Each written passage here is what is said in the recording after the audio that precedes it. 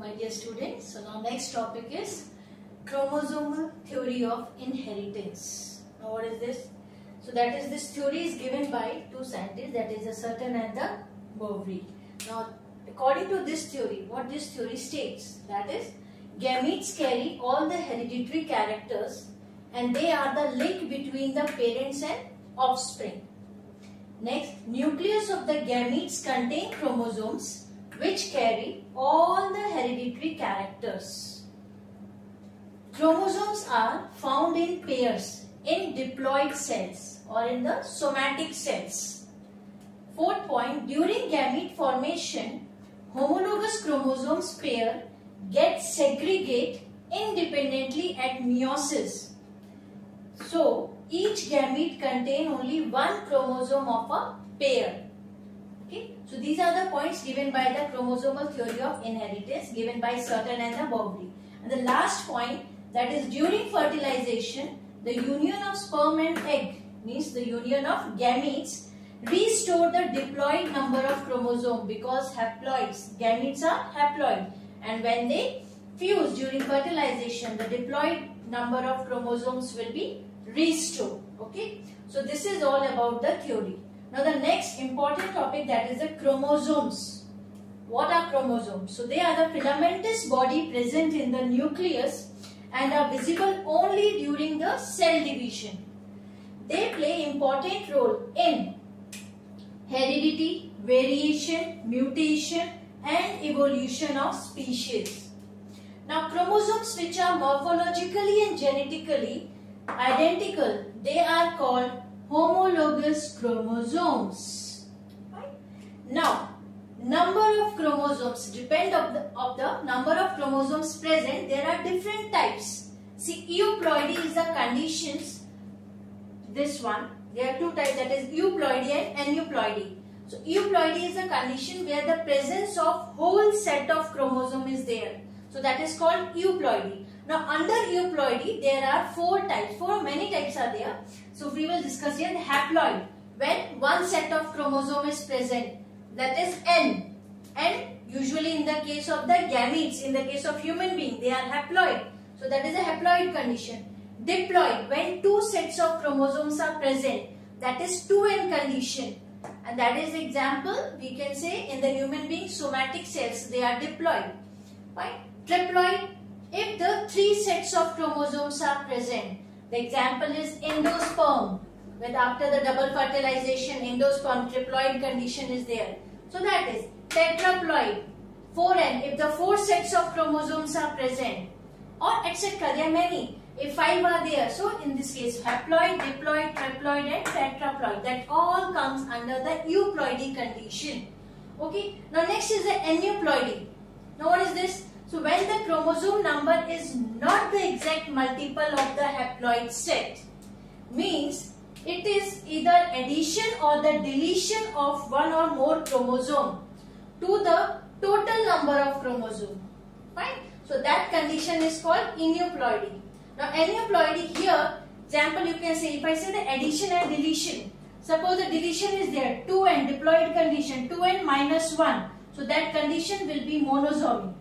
Okay, if addition is there, 2N, diploid condition, normal set, okay, then plus 1, that is a trisomy condition. So such conditions, such things comes under the aneuploidy.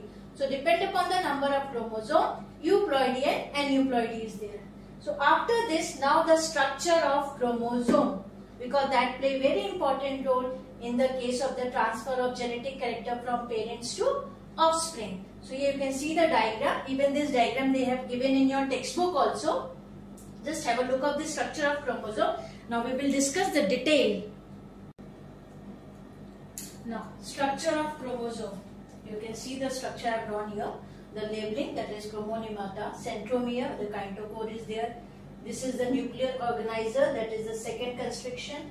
Then satellite is here, centromere, telomere is the tip of the chromosome.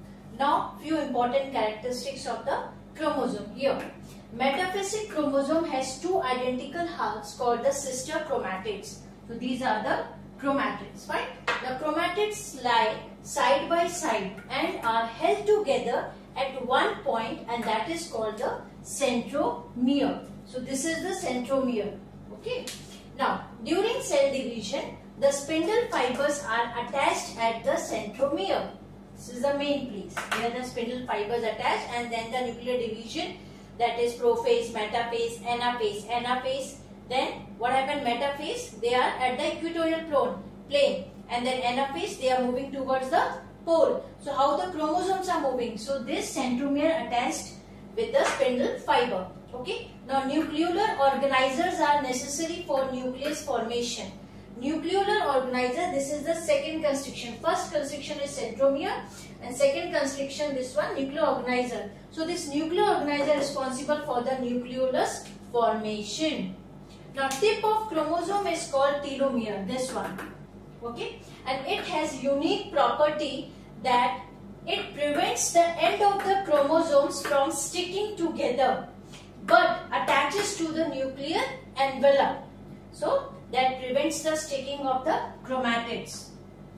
The surface of the chromosome bears number of chromomeres. You can see these chromomeres that is on the chromosome. Okay, so these are the characteristics, and this one is the structure. You have to practice this one.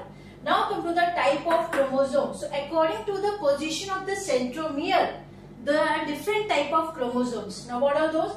First one, metacentric. Now in this condition, if the centromere is present in the middle of the chromosome, in the middle, center, so that is called the metacentric chromosome, and it appears V-shaped during the anaphase. Anaphase stage where after the metaphase on the equatorial plane, anaphase, they are moving towards the pole. So at that time this chromosome will appear, that is of V shape, like this. Here centromere, that moving towards the pole. Fine. Now second is a submetacentric. Now in this one, centromere is not at exact center, but some distance away from the center. Here you can see this arm little bit smaller and this arm is little bit bigger. Now it appears L-shaped in the anaphase because centromere is not at the center. So that is little away from the center. That is of L shape during anaphase. Next is the acrocentric. When the centromere near the end of the chromosome, you can see here. So it appears J shape in the anaphase. J shape, because this side is very small as compared to the another side of the centromere. The last one is a telocentric. In this case, centromere is at the tip of the chromosome, and it appears as a rod-shaped structure. Fine. The first one, that is a V shape, L shape, J shape and rod shape. So there are four types of the chromosome depend upon the position of the centromere. They are metacentric, submetacentric, acrocentric, telocentric. Fine. Now after this is the type of chromosome and the structure of chromosome. Now come to the topic that now the sex chromosome. Here I have drawn the structure of sex chromosome, X and Y. Okay. Now this one is a non-homologous part and these two are the homologous part of the chromosome. So X chromosome is longer than Y chromosome. Here you can see X chromosome contain large amount of euchromatin and a small amount of heterochromatin zone. So euchromatin contain large amount of DNA. So as the contain large amount of euchromatin means genetically X chromosome is very active. Now Y chromosome contains small amount of euchromatin and large number of heterochromatin. So it has less DNA and hence genetically less active. Which one? Y chromosome, because of the euchromatin content. Okay. Now X and Y chromosome shows homologous and non-homologous region. You can see these two are the homologous region and this side is the non-homologous part or region. Now homologous region shows similar genes while non-homologous region shows dissimilar genes. So presence of similar genes in this portion and dissimilar genes in that portion, that is a non-homologous part. Now crossing over occurs in homologous region. Now why? Because here the genes are loosely arranged. That's why crossing over possibility is only in the homologous part. Now non-homologous region of the X chromosome this one. So non-homologous region of X chromosome contains X-linked genes, while the non-homologous region of the Y chromosome, this one, that contains the Y-linked genes. So this is all the important characteristics of the sex chromosome X and the Y. Okay. Now after this, the next topic is the linkage. What is this linkage? As the genes are present on the chromosomes, they have a tendency to inherit together, and that is called the linkage when they pass from the parents to offspring. So all the genes inherit together. Example, you can see number of linkage groups in the human being, that is the 23 chromosome. Fine. So this is the how they pass, 23 pairs of the chromosome in the case of the human being. Now there are kinds of linkage, different type of linkages are there. First one is a complete linkage. So as the name indicates, the linked genes which are closely located in the chromosome and do not separate, and they inherit together. So that is the complete linkage. All the linked genes, they are passing, they are inheriting to the next generation without the separation. Incomplete linkage, here the linked genes which are widely located, they are little bit away from each other on the chromosome and may separate by crossing over. So when there is a separation, so they are not inheriting together. That is why incomplete linkage. Now, sex linkage is of two types. Sex linkage means when the characters, they are passing through the X and Y sex chromosomes. So there also there are two types. Sex linkage is of two types, that is incomplete and the complete. Now, incomplete sex linkage, what is this? Incomplete sex linked genes are located on homologous, this one, region of X and Y chromosome. And already I said this crossing over occur only in homologous region. So here what happened, because of the crossing over, the genes, they are separated. So they are not inheriting together. That's why incomplete sex linkage.